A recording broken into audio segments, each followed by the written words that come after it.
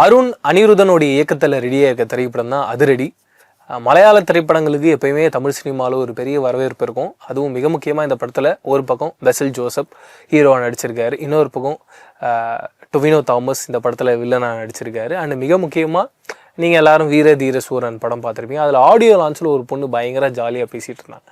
அவங்க இந்த படத்தோட ஹீரோயினாக நடிச்சிருக்காங்க. இதுக்கு முன்னாடியே நிவின் பாலி கூட ரீசெண்டாக ஒரு படத்தில் வந்து ஒரு கோஸ்ட் கேரக்டர் ஒன்று பண்ணியிருந்தாங்க. அவங்க இந்த படத்தோட ஹீரோயினாக நடிச்சிருக்காங்க போது ஒரு பெரிய எதிர்பார்ப்பு மலையாளத்தில். அப்படி இருக்கும்போது படம் எப்படி இருக்க போகுதுன்ற ஒரு எக்ஸ்பெக்டேஷனில் தான் நானும் இந்த படத்துக்குள்ளே போனேன். ஒரு சிம்பிளான கதைங்க, அதுக்குள்ளே பயங்கர ஜாலியாக ஒரு சுந்தர் சி சார் படத்தை மலையாள சினிமாவில் எடுத்தால் எப்படி இருக்கும், அப்படி ஒரு ஃபீலாக ஒரு கம்ப்ளீட்டாக ஒரு ஜாலியான ஒரு ரைடாக இந்த கதையை பேக் பண்ணியிருந்தாங்க. அது இந்த படத்தோட ஒரு பெரிய ப்ளஸ்ஸாக நான் பார்க்குறேன். படத்தோட கதை என்னன்னு பார்த்தீங்கன்னா, படத்தோட ஓப்பனிங்லேயே ஒரு சோகமான ஒரு சீக்வன்ஸ் நடக்குது. அதில் ஒருத்தர் பாதிப்படைகிறாரு. அது ஒரு காலேஜில் நடக்குது. அதே காலேஜுக்கு நம்ம ஹீரோ போகிறாரு. அப்படி ஹீரோ போகும்போது அந்த ஹீரோவோட அண்ணன் கேரக்டர் தான் அவருக்கு தான் அந்த சோகமான ஒரு சம்பவம் நடக்குது. அப்படி இருக்கும்போது ஹீரோவும் ஒரு பொண்ணை லவ் பண்ணோம் அப்படின்னு நினைக்கிறாரு. பட் அவருடைய கேரக்டர்ஸ், அவருடைய ஆட்டிடியூட் எல்லாமே பயங்கர கிரேஸியாக இருக்குது.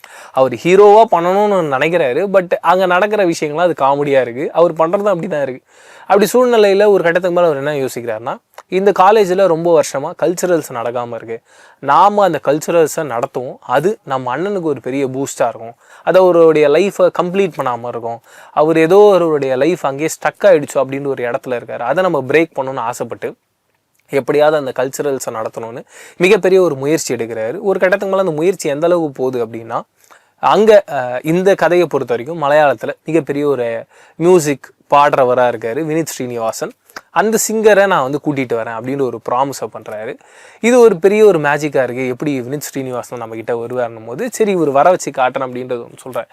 அந்த சூழ்நிலையில் என்னாவது, இந்த ஒரு ஃபங்க்ஷன் நடக்கிறதுக்கு வினித் ஸ்ரீனிவாசன் வரத்துக்கு ஒரு 2 நாளுக்கு முன்னாடி அங்கே ஒரு மிகப்பெரிய ஒரு கலவரம் ஆகிடுது. அந்த கலவரத்தில் டொவினோ தாமஸுக்கும் நம்ம ஹீரோ இருக்க காலேஜ் பெசில் ஜோசப் இருக்க காலேஜில் இருக்க பசங்களுக்கும் கிளாஷ் ஆகிடுது. அண்டு டொவினோ தாமஸுக்கு தொடர்ந்து வந்து அவர் ஒரு கேங்ஸ்டராக இருந்து இப்போது ஒரு பாட்டு பாடவராக இருக்கார். அப்படி இருக்கும்போது எல்லாருமே வந்து ஒரு மட்டம் தட்டிகிட்டே இருக்காங்க, இது என்ன வாய்ஸ் இப்படி ஒன்று இருக்குது அப்படின்னும் போது வினித் ஸ்ரீனிவாசன் பாருங்கள் ஒரு வாய்ஸ் ரொம்ப அழகாக இருக்குது அப்படின்றத பேசுகிறாங்க. இந்த 2 இடமே அவருக்கு ஈகோவாக ட்ரிகர் ஆகிடுது, கிளாஷ் ஆகிடுது. அப்போ அவர் என்ன யோசிக்கிறாரு, அந்த காலேஜுக்கு வர வினித் ஸ்ரீனிவாசனை நான் தூக்குறேன், அது வந்து அந்த காலேஜுக்கு கொடுக்குற ரிவெஞ்சாக இருக்கட்டும். 2வது ரிவெஞ்ச் என்னோட ஒரு குழுவில் வினித் ஸ்ரீனிவாசனை நான் பாட வைக்கிறேன், என் கூடவே நான் பாட வைக்கிறேன், அது என்னோட சக்ஸஸாக இருக்கும் அப்படின்றது யோசிக்கிறேன். இப்போ வில்லனுடைய பாயிண்ட் ஆஃப் வியூவில் அந்த ஆசை நிறைவேறிச்சா இல்லையான்றதான் இந்த கதை.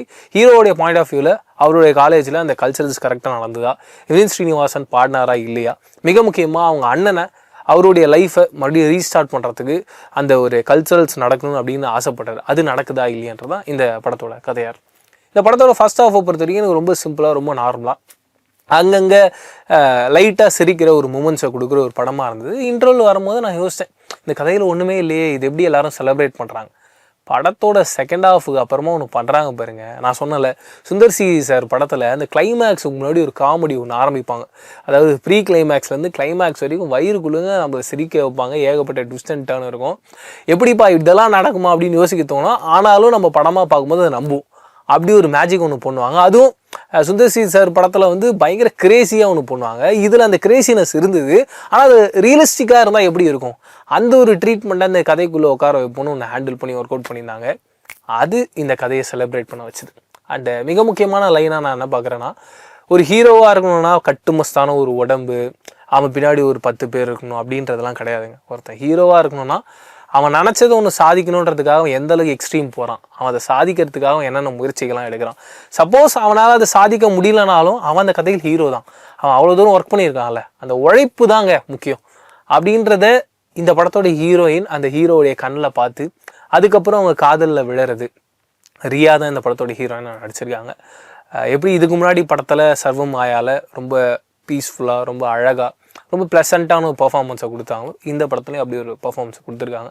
படத்தோட music, cinematography, art department, stunt sequence எல்லாமே இந்த கதைக்கு என்ன தேவையோ அது ரொம்ப கம்ப்ளீட்டாக இருந்தது.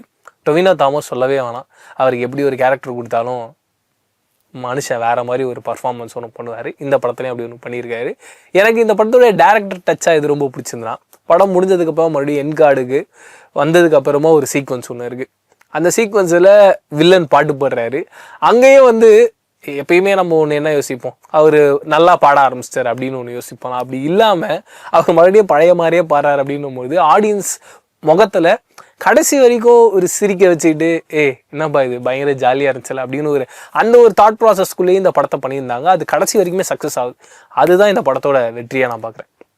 இதை தான் நீங்கள் இந்த அதிரடி படத்தை பார்த்துருந்தீங்களா பார்க்க போகிறீங்கன்னா உங்களுடைய கருத்துக்களை கமெண்ட்ஸ்க்கு ஷேர் பண்ணிக்கோங்க. வேறு ஒரு ரிவ்யூவில் சந்திக்கிறேன். அது வரைக்கும் டாடா பை பை. பிரவீன் கேஎஸ். பாய்.